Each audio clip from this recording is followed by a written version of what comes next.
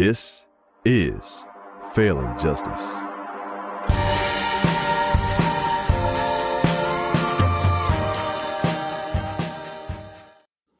Hey guys, welcome to the Failing Justice podcast. I am your host, as always, Justin Carlson.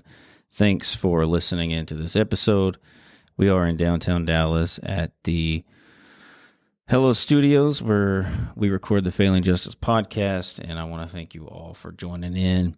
A little bit of quick news just at the top of the show before I get started. I want everybody to pray for the folks over in Maui, over in Hawaii. I've been kind of keeping up with this a little bit. So as of today, it says that 100 are dead. The death count is up to 100, with only 25% of the burnt area searched. And, you know, you can just look at that and say, hey, you know, there's going to probably be more to come. So just pray for those guys over there. And also, if you want to donate, I want to direct you guys. I'm not affiliated with them, but I know it's in good hands. Mercury1.org, mercury1.org, because I don't trust the federal government whatsoever.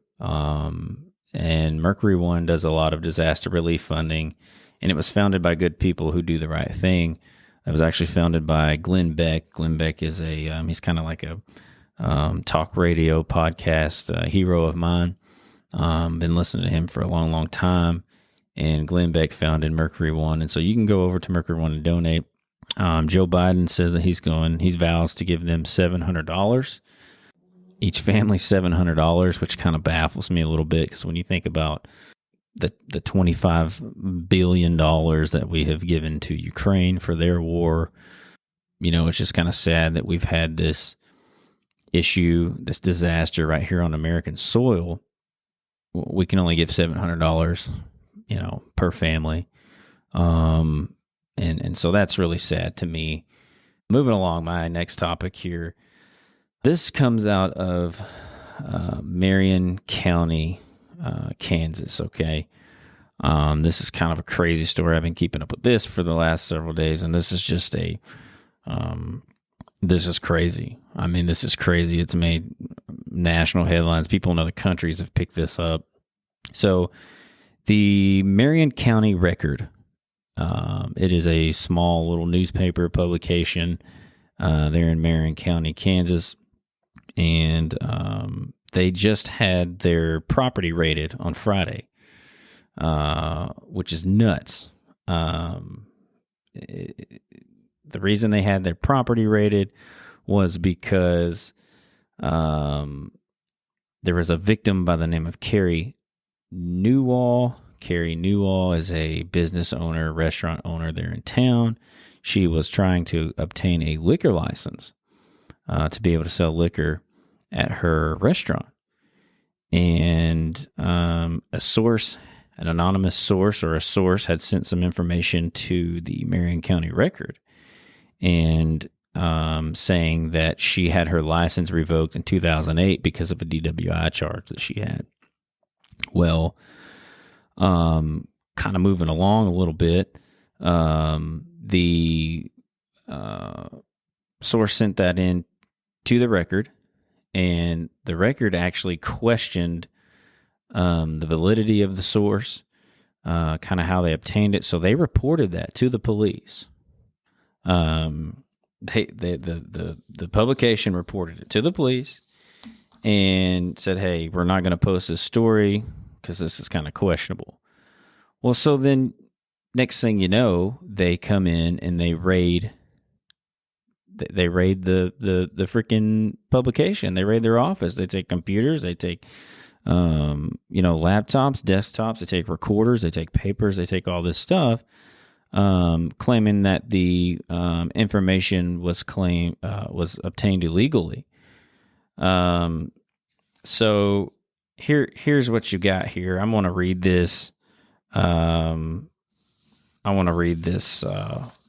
This post here from this news article, but it says, and hold on to your seat because it gets kind of crazy. It says the police department claimed the raid was carried out because they had concerns of identity theft after the newspaper obtained evidence of possible liquor license violation.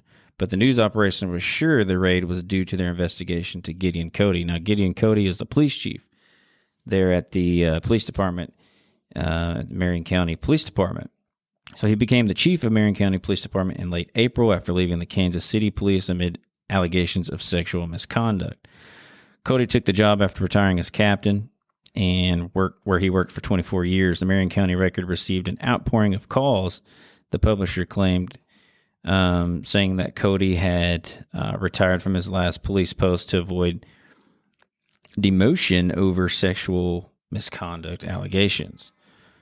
Meyer said that the newspaper was contacted by the police chief's former colleagues, and they said that he had claims of sexual misconduct, but the 6+ anonymous sources ultimately never went on the record, and reporters could not obtain Cody's personnel file. So Kansas City police have refused to reveal whether Cody was accused of sexual misconduct working in their force. Meyer said the identity of the source were on the computer servers that were actually seized by the police chief's team. Now, he says, I may be paranoid that this has anything to do with it, but but when people come and seize your computer, you tend to be a little paranoid. He said that they had not yet published the story because they had not completed their investigation, so they didn't want to go on record and put anything out there just yet. The police chief didn't know who the source was, but apparently he does now. Meyer also said that this is the type of stuff that Vladimir Putin does, that of a third world country. It says the raid occurred after a leaked document about a local restaurant owner, Carrie Newell, again, the lady that had apparently didn't have a driver's license. She was trying to get the liquor license. So it said the raid occurred after the leaked documents about the restaurant owner, Carrie Newell, that she couldn't get her liquor license, and it was handed to the newspaper. He said Meyer didn't publish that story about Newell because he questioned the source, and instead he told the cops about the information. So the publisher went to the cops and said, hey, I got this questionable information in our inbox. It's about Carrie Newell. We're not going to post a story because, we don't know how it was obtained, but we wanted to go ahead and let you guys know about it. So Newell then accused the weekly newspaper of illegally obtaining her personal data, which prompted the search at the publication. So the newspaper goes and reports to the police, hey, we got this about this lady. We're not gonna post it because we question the validity, or we question how it was obtained. Now the paper's also doing an investigation into the police chief about his sexual misconduct allegations from his prior police agency. So the police department then says, hey, let's go raid this place because Carrie Newell is claiming that her information was obtained illegally by the newspaper. So the publisher told the Kansas City Star, said, we sent them a note saying that the source had given us a file that we thought had suspicious origins. We checked it out to verify that it actually was accurate, but we're not planning to do anything with it. Their response was the typical fashion of a bully, is what he says. Instead of asking a question or getting material, they came with an atomic fly swatter to seize our equipment and apparently tried to put us out of business. Okay, so here's the story gets crazier. Eric Meyer, the publisher, lived with his 98-year-old mother. They raided the house last Friday on the 11th. The 98-year-old mother was there, seemingly in good health. Nothing was really wrong with her at the time. And so the very next day, Joan died. This is what it says. It says, before Joan died, she told the Wichita Eagle about the raids. These are Hitler tactics, and something has to be done. The next day around 1:30, Eric Meyer woke up his mother to offer her breakfast, but she could not stomach it. Eric said, right in the middle of that sentence, she passed away. and that's crazy. Actually, let's watch this video. This is Eric Meyer right here having a news interview. I want you guys to watch this for just a second, and then we'll follow this up with some video from the actual raid. Check it out. Eric Meyer. This is Marion County Record publisher Eric Meyer answering a phone call from the state of New York. The phones at the Marion County Record have been ringing off the hook from people around the country who are supporting them after this raid. Headlines have circled the globe after police raided the Marion County Record's newsroom, as well as Meyer's home, a raid Meyer calls unprecedented. He says he's in almost constant communication with his legal team to figure out what kind of litigation they should pursue, if any. Every attorney we've talked to says it. Every person who's read about this story says it. And there's no one, literally no one, who has said it was proper to execute this search warrant. And if there is, let them call me up and tell me. This all stems from an incident where reporters for the Record were kicked out of an event hosted by Carrie's Kitchen, owned by Carrie Newell. Reporters later discovered Newell had a suspended driver's license and a DUI, as she was trying to obtain a liquor license for her business. Meyer insists Record reporters obtain the information through completely legal channels. We not only did not do anything illegal, we reported everything we did, and we would have gladly shared almost anything that we gathered with the police if they had asked, instead of wanting to come knock our doors down and throw us out and seize our equipment. So why did they want to seize our equipment? The Marion Police Department insists it's doing its job in investigating potential criminal activity, saying in a statement, while the law does protect newsrooms from most searches, that's not the case when journalists themselves have committed a crime. Meyer is also dealing with the death of his 98-year-old mother, Joan, co-owner of the paper, who he says died due to the stress of the raid. You know, they're going to go visit a 98-year-old woman and make the last day of her life total hell, which I will never forgive these people for doing that. And if they aren't held accountable by the people of the city of Marion, I will never forgive the people of the city of Marion.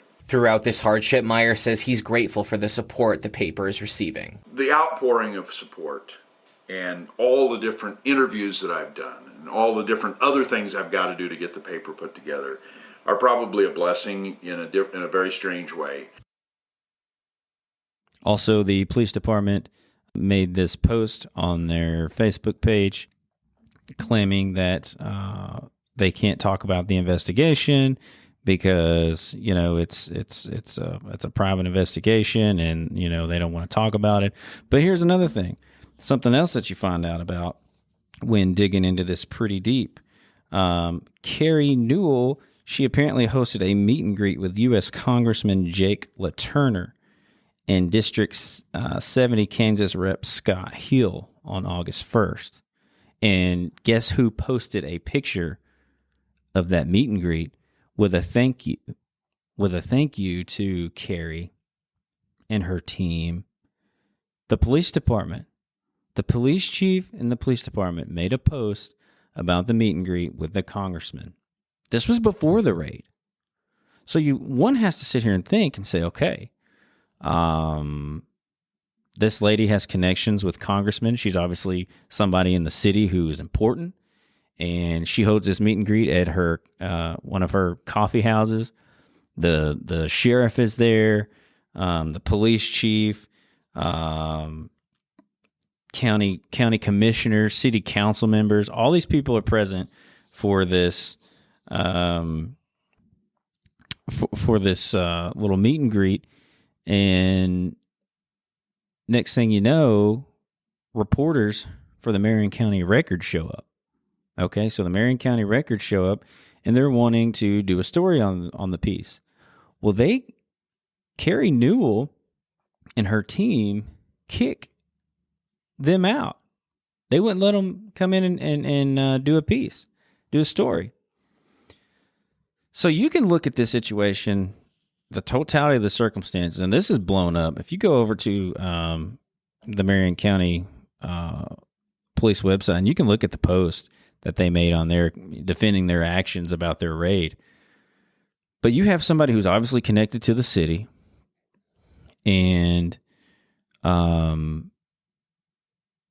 she's trying to obtain a liquor license.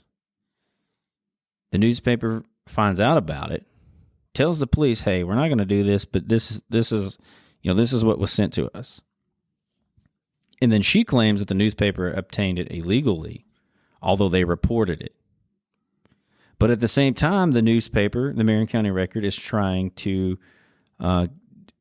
do an investigation on the police chief and any of his misconduct from his prior agency of sexual misconduct.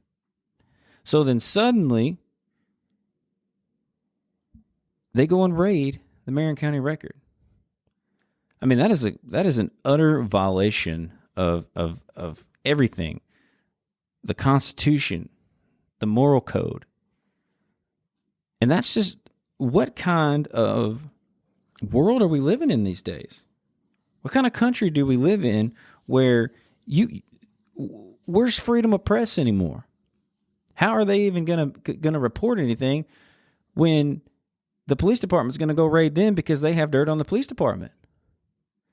And this is going on all over our country, and it's just sickening, and it's downright frustrating too. I mean, you heard what Mr. Meyer said on the video. I mean, I'd be pissed off. And his mom died. They raided on Friday, and his mom, his 98-year-old mom, died on Saturday because of everything that was going on. That's just absolute sickening. And then the guys get on there, then the police department gets on there and totally defends their actions on what they're doing. The justice system that's being questioned will be vindicated. What justice system is there anymore? Does a justice system even exist? Because this is just downright terrible what happened to these people. And it's happening more and more across the country. I mean, free speech is out the window. Doesn't even really exist anymore. And there's a problem whenever they start, when the local police department comes and raids the local newspaper because of something that they had possession of. So the police chief now has access to all the information and the anonymous sources that were reporting to the Marion County Record on his sexual misconduct from his previous agency. He now has access to that. What kind of compromised investigation is that? I want to know what you guys think. Talk about it in the comments on this video. Absolutely unreal, sickening. You guys go over there and take a look at all that. You can dig some of this stuff up.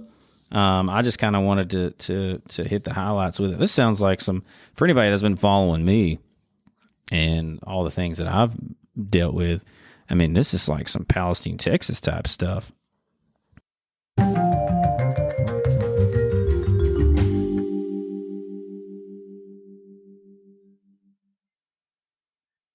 Hey everybody, this is just a quick reminder that you can follow us on all social media platforms: TikTok, YouTube, Instagram, Facebook, and Twitter.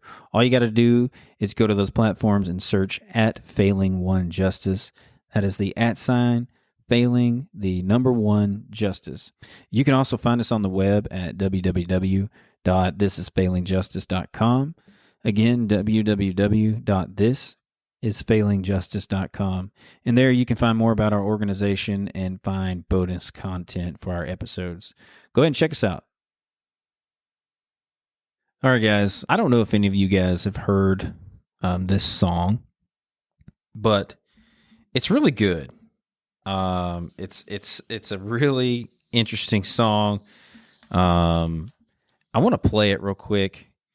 I want to play this song, and then we'll talk about it. Let's go ahead and watch this video real quick.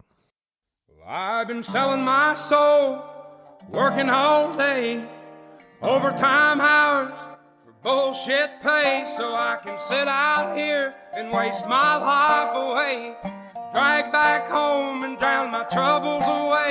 It's a damn shame what the world's gotten to for people like me, people like you. Wish I could just wake up and it not be true, but it is. Oh, it is living in the new world. with an whole soul. These rich men north of Richmond, Lord knows they all just wanna have total control.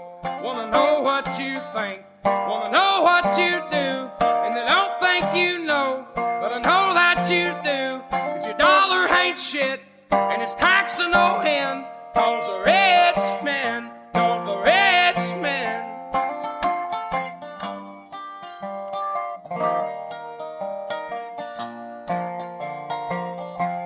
I wish politicians would look out for minors, and not just minors on an island somewhere. Lord, we got folks in the street, ain't got nothing to eat, and the obese milking welfare. So that's Oliver Anthony. His real name is actually Christopher Anthony, and he lives in Farmville, Virginia. And just a regular old guy, man. Loves to sing, loves to record, and man, I've seen this. A lot of people talked about it. I just haven't had the opportunity to talk about it. I wanted to share it with my listeners because this is, I mean, they just don't make music like that anymore. It says, I've been selling my soul, working all day, overtime hours for bullshit pay. So I can sit out here and waste my life away, drag back home and drown my troubles away. It says, it's a damn shame what the world's gotten to for people like me and people like you. Living in a new world with an old soul. The rich men north of Richmond. What he's talking about, he's talking about politicians in D.C. And actually what he says was, he said in a recently shared introduction video that he sits pretty dead center in the aisles of politics. But he says both sides serve the same master, and the master is not someone, any of the good people of this country, that it's not good for any of the good people of this country. And he's right. Man, all those guys, and I said it last episode, and I'll say it over and over again. If our leaders, I use that term loosely, if our leaders in D.C. are just doing what they want to do. I talked about it earlier. Joe Biden's going to give $700 to the people of Maui. This song is so powerful. It kind of hits pretty hard, man, because that's the raw truth. I think this song, people can relate to this simply because it's raw, it's relatable to the average U.S. citizen, like us, like me. And I just wanted to share that with you guys, so that way, again, if you wanna look it up, Oliver Anthony, it's called the Rich Men North of Richmond. It's on iTunes, Spotify, YouTube. You can just Google it and find it anywhere. This is something that I've been wanting to talk about for a while, is First Amendment auditors. Now, if you guys don't know what that is, it's men and women who go to public places, like all these different municipalities and townships and counties. They'll go with their camera and they'll just start filming the building. Now, the reason for it is they are looking to see how the police handle the encounters. Now, some of these people are a little over the top. They're just straight looking for a fight. And then there's other ones. I have one that's my favorite. His name is Paul Reyes. He's with Long Island Audit Inc. And he's out of New Jersey. And he's a pretty respectable guy. But that's what he does. He goes all around this country, and he takes his cameras and he goes to public places and he just films. He doesn't really say anything at all. He doesn't approach people. He's just quiet and he films. And then what always happens is they call the police on him. Whoever's, like, say he goes to a DMV or a county clerk's office, or, you know, a municipal court building, people call the police. And the police come out, and some of the encounters are good and some of them are not. And what I don't understand, what I want to do, I want to play this video for you guys. I want y'all to watch this. So this is Sergeant Bryan Fahey of the Connecticut State Police. And this is Paul Reyes, the First Amendment Auditor that's in the video. This is actually his second encounter with Sergeant Bryan Fahey. Just watch the video and then we'll talk about it. Let's play it. It's Sergeant Bryan Fahey in the flesh. There he is, look at him. In the flesh. He's here. Hi, sir. How are you? Hey, how are you? You already told me you didn't have anything here. Oh, yeah, I just got to do some FOIA requests and things Some like what? that. A FOIA request for your body camera footage and Sergeant Bryan Fahey's disciplinary record. You can have it. Send it in writing. Yeah. Who's the guy behind you that you hold? I have to conduct business here, Sergeant. Sir, what can we do for you? Come on in. Oh, We'll be you're the happy to take Sergeant care of of you. pistol permits, aren't you? Come on in. Go ahead. Come on in, sir. Sir, Excuse me, sir. You have to get out of the way. Sir, I Excuse me, sir. know your inclination is wanting to assault me, me, Sergeant. Stop pushing me. I'm trying to get in. I'm trying You to get can't in the come building. in the building. You have no business here. I do have business here. Stop acting like a savage. What are you Back up doing? before I arrest you. The security camera footage clearly shows Sergeant Bryan Fahey violently take my camera from my possession, stopping it from recording. I want you all to take a moment and think about what would happen if one of us did this to a law enforcement officer. Back up Take before my I phone arrest again. you. I have other Back people up watching before you. I arrest you. And Back her up. body camera's on. That's fine. Get You away like from to the do door. things in You front of don't people's need to body block the camera. door. Don't block the door. No one's scared of you, Don't. Sergeant. I didn't say you were. Don't not block the scared of door. you. Don't I'm block not the door. scared of you. Don't Sir. I'm block not the scared of you. door. Just Don't back up. block Scared the of you. door. Don't block You know- the door. Yeah. I'm not scared of you. Don't block the door. Do what you got to do. Don't Do what block you the gotta door. do. Do what you got to do, because I'm not scared of you, Sergeant. I'm allowed to come into this building. Correct. Thank you. Sergeant Bryan Fahey just took my camera yet again, the coward that he is.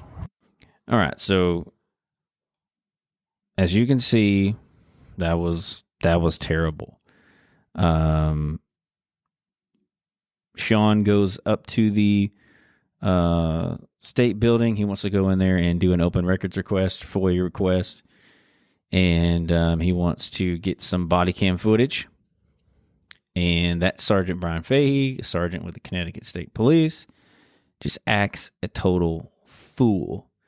Ends up taking Sean's phone, cutting it off, slamming the door on Sean, and Sean bites back, man. He bites back. And some of you watching that and listening to this, you may have different opinions on these First Amendment auditors. Now, here's my take on it. They exist, okay? And I promise you, if you look it up and do any kind of research and look on YouTube, Paul Reyes is the most chill, respectful First Amendment auditor out there.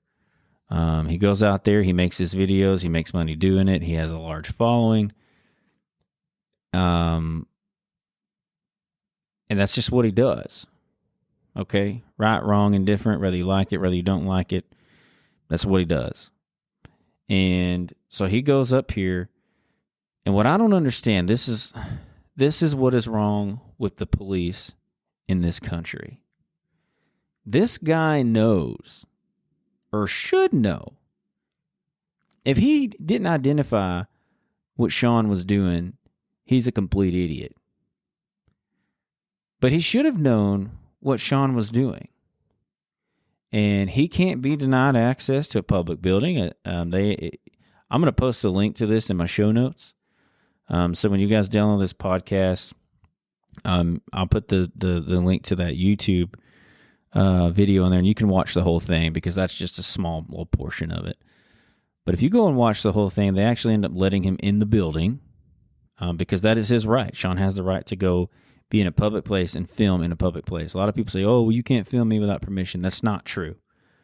I can walk out here on a public sidewalk. I can walk out here on, any of the public property of the city of Dallas. I can go to the city of Dallas Police Department, any of their substations, and I can film all day long. I can walk in the lobby and I can film all day long. It's allowed. You're allowed to do it. And these guys exist, and the cops always fail. As you can see, Sergeant Bryan Fahey completely fails at his response to dealing with Sean. And it's totally embarrassing. It's embarrassing on the profession of law enforcement. It's embarrassing for that particular agency, for the Connecticut State Police. It's embarrassing to Mr. Fahey that he got so upset that he let some stranger with a cell phone camera get under his skin so much that he had to go physical. And that just blows my mind, because there's if you follow Sean's channel, I'm over here promoting Sean, but if you go follow his channel, that's all he does. He has hundreds of these videos, and very few times does the police show up and say, hey, tells the caller, say, look, listen, he has the right to be here. He can record, just continue doing your duties, move on with your life, and Sean will leave. Because he will. The reactions that Sean gets are the reactions that get him all the views, and all the likes and all the subscribers, because these cops are out here acting like pure idiots. And if you watch all these videos, they get caught. Like 95% of them get caught up in the middle because they have an ego. They get pissed off because there's nothing they can do. They have a camera in their face, and they know that there's truly nothing that they can do, but they still try to exercise their authority. They still try to exercise their ego anyway. And, gosh, cops, if there's any cops listening to me right now, don't fall into this trap. Don't be an idiot because of your ego. Understand that there is a Constitution.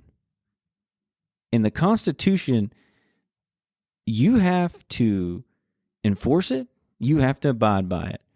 And citizens that are out here doing these things, they are allowed to do some of these things, and your ego is going to get you in trouble. It's going to make you look stupid. It's going to make the profession look stupid. And I think it's actually pretty cool. Sean does a lot of training with police departments. He goes across the country, and police departments will let him come in, and they kind of do code training for these cops to understand, look, that's a constitutionally protected activity. They have the right to film in public places. And it doesn't matter who you are, if you're in a public place, you can be filmed all day long. And so Sean does that training, and I think it's pretty cool that he does do it. And but my point is this: I wanted to, I don't know what anybody thinks of these First Amendment auditors. Some of them are just tacky, man. Some of them are just downright tacky, super aggressive, and just total assholes, and they kind of deserve what they get. But guys like Sean, I think his message, is pretty clear. And what I don't understand is why the police keep falling into those traps. So again, if you're a cop and you're listening to this right now, don't do that, man. Don't fall into that trap. If you end up running into that, because, and not even just with First Amendment, auditors, like just period. Police officers have such a problem with their ego. You go back to the Marion County Record incident. Like that police chief, I don't care how you try to spin that. I don't think he's going to be able to spin it in any kind of way that's going to look good on him. But it's extremely clear that he knew that the paper was probing him, and so he's going to exercise his authority and his power, and he's going to go get what he wants. So not just when it comes to First Amendment protected activities, such as, recording. Guys, there is a constitution for a reason, because those rights are afforded to the people of this country. And you got to check your ego. You got to check your ego, or you're going to end up getting yourself hurt, getting killed, getting somebody else hurt, getting somebody else killed. You're going to end up in prison. Don't be stupid. Pay attention to what you're doing. Well, guys, that is all I've got for this episode of the Failing Justice podcast. Again, tune in to us each week. We're going to be coming at you weekly, and appreciate all the support that you guys have given me. And give us a follow, a like, and subscribe. Share to your people, and let them know that we're out here. See ya.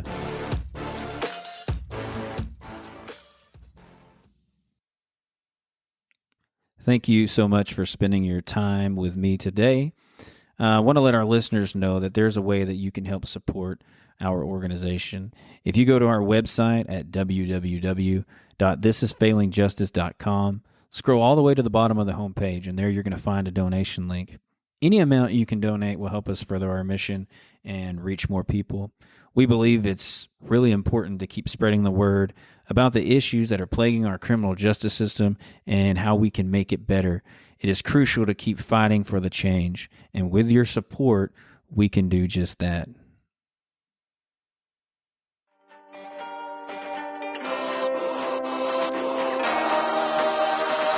This is Failing Justice.